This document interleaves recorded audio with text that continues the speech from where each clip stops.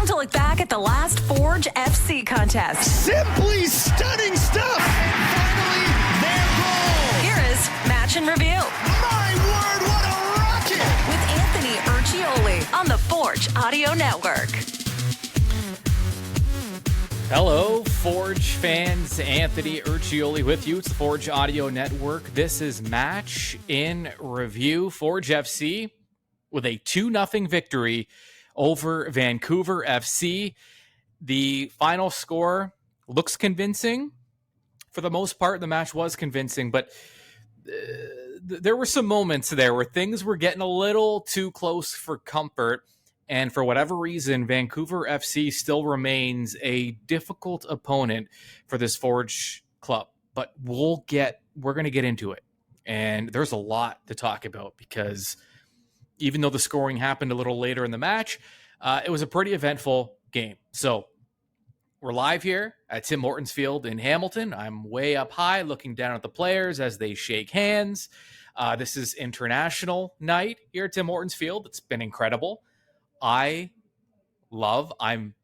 so fascinated by people's backgrounds and ethnicities, and it's kind of great being able to look around and see everyone wave their flags, some flags I've never seen before, and Googling, like, what is that flag? It's a great night, a raucous crowd, and they were here to see 3 points in favor of Forge FC.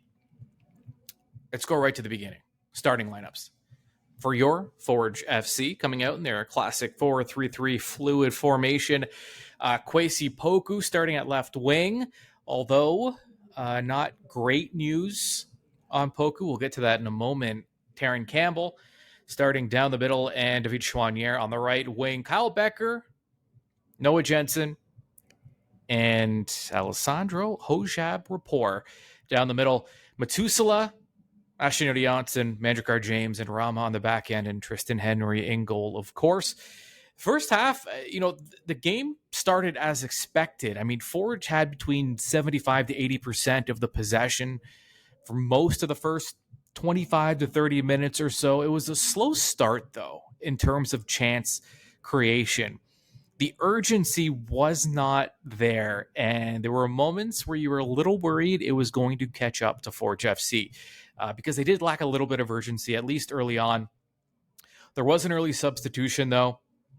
Just 10 minutes in, Kwesi Poku pulled up with what appeared to be a lower body injury. Thank you, NHL, for the vague terms, but looked lower body. Poku exited the game. There is no update on his status. But Tristan Borges came in and replaced him. Not a bad lineup when Tristan Borges comes off the bench. And he made an immediate impact. He drew a hard foul, which probably should have been a booking, to the right side of Vancouver keeper Callum Irving, the hardest working man in the CPL, by the way. It happened just a few feet outside the area. Kyle Becker went right at the target, and he forced Irving to punch the ball over the goal. Forge started generating more chances starting around the 20-minute mark. Very calculated in their high press. We'll revisit the three keys going into this one. But the press was a big part of it. I was a little surprised. I thought maybe there'd be a little more aggression in the press, but it was a patient high press, waiting for Vancouver to make a bad pass or play a heavy touch. And the reality is, Vancouver expansion club, last place, struggled all year. We get it. But, this is not the Vancouver that we saw tonight at Tim Hortons Field. Was not the same Vancouver we saw the first time around back in the spring when they made their first ever appearance at Tim Hortons Field. Because now they have, Alejandro Diaz, Kantav, which are two newer veteran additions to the Vancouver lineup. I mean, those two have scored a lot of goals between the two of them over the years. Handal wasn't in the starting lineup, but he's shown a lot of quality this year. So there's some danger in this lineup. It's there. And that's why you risk, if you don't score early and often, you risk getting caught against this club. And Forge has against Vancouver this season. It's that last match in Vancouver. And Diaz, here's a guy who he won the Golden Boot with Pacific last season, and he left nearly halfway through the year to go play in Norway. His 13 goals in 18 matches led the league. So there's a lot of quality. And Forge, they still had to be mindful of their over-aggression in their press. So Vancouver defended very compactly, so much so that Forge had to and they're very, very comfortable attacking wide, and they did that. Their wingers were spread to the touch lines. Borges and Becker were especially active on the left side, switching the field at times to isolate Chouanier on the right.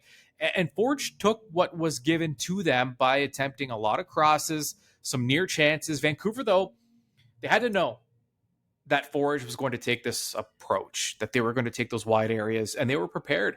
They did a very nice job defending. But giving players with that much talent in Forge, that much space, you had to believe Forge would eventually find the back of the net, at least create some dangerous opportunities. If not in the first half, maybe in the second, after some tweaks by Bobby Smirniotis and the staff. And they did, but we'll get there. And just to show you how bizarre, I mean, when these two clubs play, by the time they got to halftime, Forge's ball possession was at 64%. Expected goals, 0.25 for Forge, 0.20 for Vancouver. Almost dead even in terms of expected goals in that first half, despite the 64% possession. Vancouver had 6 shot attempts, matching Forge's output. Both clubs had 6 shot attempts, but Vancouver did it with 36% of the possession. Again, they knew that they weren't going to get a ton of opportunities, so when they did, they took them. To their credit, it's not a bad game plan. And both clubs hit the target just once each. So I think it was an ideal first half for Vancouver, honestly. And the stats kind of continue to tell that story. Dangerous attacks in that first half, 24-8 in favor of Forge FC, but they're not taking their attempts and we're not hitting the target. Now, second half, Forge found a little more space down the middle. Terran Campbell doing what he does, making good runs with seemingly limitless energy, never looks tired. But Forge was unable to turn their opportunities into big chances. Campbell very rarely faced one defender. He was swarmed every time he touched the ball, every time the ball was at his feet, at least 2 guys on him, very tightly marked. And credit to Vancouver, and especially to Ibrahim Bakar, who's been a major bright spot for Vancouver this season on the back line. He was a force, and he had a big... I mean, if you are Vancouver and you see Terran Campbell in the lineup, you are saying, okay, he's going to be a handful. So first of all, we're going to swarm him. We're going to make sure he's tightly marked. But also we have one of the best defenders in the league in Bakar, and he showed exactly why he is one of those defenders. And we'll get to it as we revisit those 3 keys, but you can only take so much as a defender. I mean, when you are defending for seemingly the entire 90 minutes and you're having to face Terran Campbell, who's just, not only is he a load, his size, his strength, the way he leans on you, I mean, even that is exerting. But on top of that, he's so active off. Terran Campbell is a joy to watch no matter what. But off the ball, he's constantly moving. He's making his runs. And if you're a defender that is tasked with marking him, you have to keep up. And again, it takes a lot more energy as a defender, because if you're Terran Campbell, you're just moving. But as a defender, you're reading, reacting, and then moving. You exert more energy that way. It's a lot more tiring defending than it is attacking. And so eventually, as the game went on, right, you lean, and eventually those defenders, typically, all it takes is that one split moment where they're a little tired, their timing is slightly off, their focus is off just a tiny bit because of the fatigue, and that's where you can capitalize. And that's where this game was headed. 57th minute, Vancouver made some notable changes, still scoreless. Notably, Hundal replaced Kantav, and right away, Hundal made an impact. In fact, Tristan Henry, who ended up with a clean sheet here, I have to look at the updated numbers. He's leading, if at the very least he's tied for the lead in clean sheets. He was forced to make a potentially game-saving stop with the score at 0 for both sides, kicking out his left foot. I can't remember if it was right. I wrote right, but now that I read right, I feel like it maybe have been his left. Either way, kicked out one of his feet. And it was a Gabriel Batar attempt, clean from inside the area. He had to be quick. He had to react. Henry, and he wasn't that active in terms of shot on target in this one. And he had to be ready. And trust me, this is from an area where players typically score.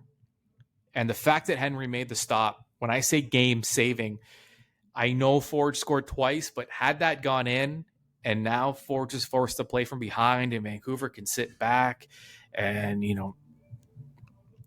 it puts Forge in a very tough spot, having to now play from behind. That wasn't it. Henry was not done there. 2 minutes later, perhaps an even bigger stop. Henry called upon again to make an unbelievable save from just a few feet out, laying out to knock the ball away with his left hand. The ball went off his left hand, and then it looked like it hit him in the face right after. So double save. Not officially, but we're going to call it a double save for Henry. And that came off the left foot of Hundal. So Henry with back-to-back within a span of 2 minutes, game-saving stops for Forge FC. He has been doing it the reason Tristan Henry he doesn't get the credit he deserves. He is by far, he is, okay, I won't say by far, maybe that was excessive, but I will say this. He is, in my opinion, undoubtedly the best goalkeeper in this league's history, consistently year after year. The reason he doesn't quite get the recognition is because his team is so good and because the possession is so good. But when you watch it, you can see it. Game-saving stops, game in, game out from Tristan Henry. And it's even more difficult to do when you're not seeing a lot of action, when you're only getting 1 to 3 shots against on target per match. It is that much more difficult to remain sharp and to make those saves and to keep your team in it, to keep them ahead, to keep them, to prevent them from going down, regardless. And they always seem to be timely, all these Henry saves. He's had some of the best performances I've ever seen from a goalkeeper. And in this match, the reason I'm harping on it is because these are the things that get lost when you see a 2-0 win and you go and you look at the possession, you go, oh, Forge dominated. Henry absolutely saved this game on multiple occasions. Doesn't mean Forge would have lost or lost points, but in that moment, they were game saving because Forge could not afford to go down against this club, against Vancouver, with 25 to 30 minutes left in the match. Okay, so Tristan Henry, we always have to make sure he gets the full credit because sometimes he gets overlooked and it's not fair. 66th minute, Forge, they start making their subs, and these were huge subs. Credit to not just the players, but the coaching staff, perhaps sensing that Forge needed a bit of a spark as the game was just kind of weighing on them a little bit. And Pasillas and Sissoko come in, Jensen, Chouanier off. It leads to an immediate opportunity. Borges going through defenders' legs. But the ensuing attempt from Campbell gets blocked with what appeared to be a left hand away from the defender's body. Probably should have been a penalty, but there's no VAR in this league, and thus it was not called. And Vancouver was able to clear. And then it happened. 71st minute. The first of the 2 super subs, Abubakar Sissoko. If there's anyone, it's a little extra satisfying when Sissoko winds up on the score sheet because speaking of guys who don't necessarily get all the credit or enough credit, when you're talking box-to-box midfielder with just an engine that never seems to slow down or die or rust, Sissoko just so reliable, does his job, works so hard, and he gets rewarded. Sliced his way into the middle of the pitch from the right side. I thought maybe he'd give it a go with his left, but he uses the outside of his right foot to beat Callum Irving. 1-0 Forge. Goalless drought against Vancouver ends at 250 minutes this season. It was the first ever goal by Forge against Vancouver. They had gone 250 minutes without scoring against this club. And now they're on the score sheet. 1-0 Forge. And then floodgates, they just creaked open a little bit because 2 minutes later, Super Sub Part 2. Kyle Beckert on the left side, left-footed low delivery, finds Wubens Pacius, who slides to push the ball in. It's 2-0 at that point. Forge, the fans, everyone's feeling it on international night. And in the 80th minute, some final subs for Forge, completing all 5. Ashton Morgan, Kane, both come in. And Kyle Becker and Taryn Campbell, who worked their butts off, get a bit of a break until the next match. And that's how the match ended. 2-0 was your final. Vancouver did get some opportunities in the dying minutes, but again, Forge held strong. They defended well. Tristan Henry came out big when he needed it. A complete effort from all the guys, top to bottom.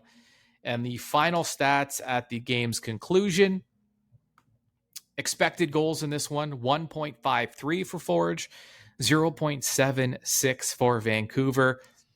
Ball possession at 58%. I mentioned early in the match, it was around like 77. So it did creep down as the game went on. I don't know what it was, but Forge kind of lost their mojo a little bit. The subs made a huge impact. And, I still say give credit to Vancouver. I think they came in. I think they played. I think they executed their game plan. And had it not been for Tristan Henry, we may be looking at a different result. But regardless, Forge comes out with 3 massive.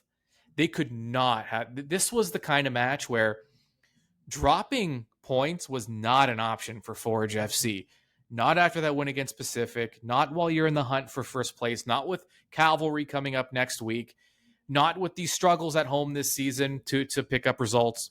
This was a must-win, must 3 points match, and Forge got it done. And at the end, dangerous attacks, 48-29 in favor of Forge FC, and an updated look at the standings at the conclusion of this match. Guess what? Forge FC alone in first place. Now, Cavalry still has to play. Pacific still has to play. But still, nice. It's a nice, go to the standings right now. Give it a screenshot. Stare at it for a while. It's nice to see after some of the ups and downs this season. The goal differential, which had been fairly even throughout the year, there's now some separation, right? They're +6 with 25 for, 19 against. I'm trying to do the math in my head, but I think the goals conceded per match, Forge is on top of the league right now. Tristan Henry, another clean sheet. And Forge they're unbeaten in their last 4. 3 of those wins. So picking up 10 points out of a possible 12 in your last 4 matches is very good. And again, I know we repeat it every time we talk, but you're playing, maybe not tonight, you're not playing against a team you're competing against, but every week or every other week, you're likely going to be competing against a club that is chasing you or you are chasing, because things are so tight right now. From Forge to Atletico Ottawa, that's 1-6. There's only an 8-point difference. And Ottawa has 2 matches in hand on Forge. So it is very, very... This season is... The regular season title will undoubtedly come down to the final week of the season. And it's a great thing for the league. I mean, I had said it. Atletico Ottawa, I swear, every time I look, Ottawa seems to be winning every week. Now, they lost their last match, but every time I look, Ottawa win, draw, picking up points. And, I mean, the kind of running joke this season is you can go from winning a match and ending up in second place, and at the conclusion of all the matches, you can drop down to 7th. I mean, it's been that tight this season for all the clubs. But right now, Forge FC in first place, 2 points up on Cavalry, 3 up on Pacific. Cavalry and Pacific, though, do have 2 matches in hand. And we'll talk about next week's match in seconds. First, though, let's revisit those 3 keys to the match for Forge FC. Usually, when we get at least 2 checks out of the 3, it's been a virtually guaranteed 3 points. So let's take a look. Key number 1 for Forge coming in, Spirit Breakers. The whole idea being you're playing against a last place expansion club who you have yet to beat this season, who have yet to score on this season. This had to be a statement match. Score early, often, dominate, prove, show why you are Forge and why they are an expansion club. Not that it's their fault, but based on the last 2 results, there was some proving that so there was something to prove here for Forge FC. Now, do they get a check? Yes. Not a definitive. It's a slow check, only because it took a little too long for comfort for Forge FC to finally score their goal. But it came, they pressed, they leaned on that Vancouver defense, and eventually they broke them. And that's what we're talking about. That's where Spirit Breakers come from. So we'll give it a check. That's number 1. Key number 2 was keep carving. And the fact of the matter was Forge has been clinical in their last few weeks in the way they've been attacking. It's so fluid. It's a well-oiled machine. It's total football. It's Bobby ball. It's clean. It's pretty to watch. And they brought more of that this week with their possession, with their ball movement. The issues tonight came with that final touch in the final third wasn't quite there until it was late in the game. But they carved.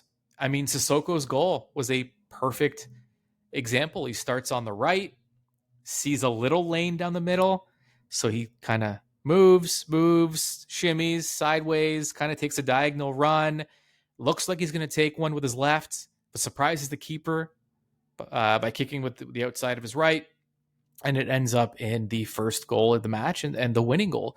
And he carved, and that was the key. Keep carving. That's 2 checks. We're well on our way to 3 points. Did we connect on the third? Yeah, I mean, the third was pretty straightforward. It was the high press. Hit him with the high press. Vancouver prone to mistakes on the back line, particularly from their goalkeeper, who is sometimes forced to do a little too much, feeling some pressure because his club doesn't score a lot. And so Caleb Irving is susceptible to mistakes, as are a lot of the young players on this, because it is an expansion club. And there's a lot of youth on this team. And the high press was going to cause difficulty. Did it directly result in a goal? But no, they made it hard on Vancouver trying to build from the back. So that's a third check. Third is guaranteed victory. I mean, 2 out of 3, you're on your way. 3 out of 3 checks. It is a guarantee, and that is why Forge finished this night with a 2-0 victory. They can enjoy their week now. They get the full week because they're in action again on Friday, August 4th. 9 o'clock Eastern. Cavalry FC, the home club. Forge FC, the away club. Atco Field, Foothills County, Alberta. And this is a big one because more than likely first place will be on the line in that match, the same way it was against Pacific, where Forge came out and stunned Pacific with a 2-0 win last week. After that match, Forge come again, like this. This is what I'm talking about. These matches, you're constantly playing the teams you're battling with. So it's Cavalry coming up. After that, Forge back home. They get a little over a week. It's a Saturday, August 12th game, 7 o'clock, right here at Tim Hortons Field in Hamilton. York United coming into Hamilton to take on Forge. York probably a little salty after losing 4-0 at home to Forge just a few weeks ago. And York is in the thick of a playoff race right now. And they've drawn and won since that match against Forge. So they bounced back a little bit. York now in 4th place, which is a playoff spot. And they're only 5 points back of Forge right now with a match in hand and a game to be played this week. So we'll see what that result is. I mean, that could be a match for first place in a couple of weeks. And this is what the league brings. And it's a great thing. People don't necessarily like the added playoff team. Maybe the Page playoff system's a little confusing for them. But at the end of the day, it makes for a more competitive league, It creates a bye week in a sense for the top two clubs, in that they have two paths to the final where they can lose their opening match and still make it. Yeah, listen, I'm into it. I like it. Anything that makes these games more competitive down the stretch is good to me. So that is what we're looking at. Your final, once again, from Tim Hortons Field in Hamilton on a Friday night, as I watch the families on the pitch, and it is a crowded pitch with a lot of families out there waving the flags of their home nations on international nights. And we will likely see them back, and hopefully we'll see you at the next home match on August 12th against York. Until then, make sure you subscribe to the Forge Audio Network. If you're not getting me with the match day previews and match in reviews, you are getting Mackenzie giving you Forge Daily and Behind the Beard and player interviews, and she's doing some amazing stuff. So happy to tag team this for you. And until we speak next time, enjoy your week. This has been Match in Review with Anthony Urciuoli on the Forge Audio Network. For the latest on all things Forge FC, subscribe on Spotify or wherever you get your podcasts.